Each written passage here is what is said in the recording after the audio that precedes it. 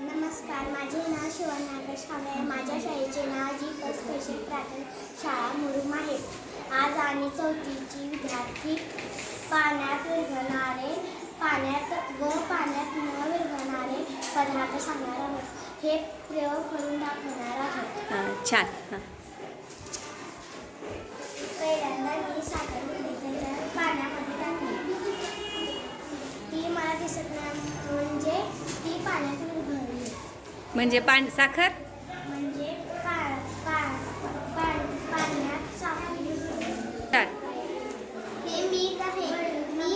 मी मीठ पाण्यात टाकत आहे व हलवत आहे.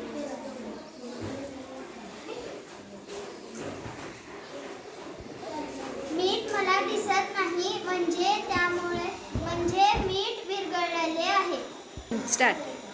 ही तुरटी आहे. मी तुरटी पाण्यात फिरवत आहे. तुरटी मला दिसत नाही म्हणजे तुरटी पाण्यात फिरवत. स्टार्ट. ही सोडा आहे. मी सोडा पाण्यात टाकत आहे.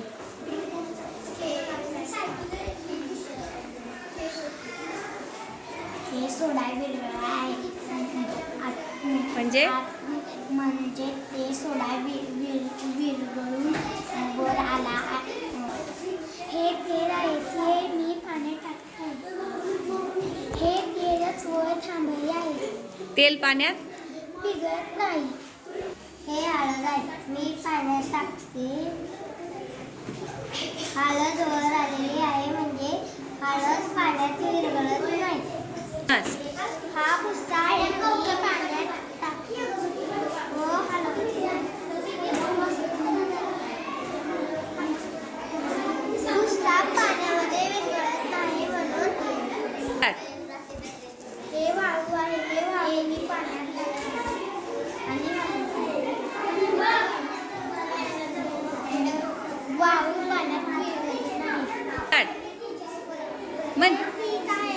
मी या पिठाला पाण्यात टाकले. मी ह्याला हलवत आहे. हे वरतीच तेल आहे म्हणजे पाण्यात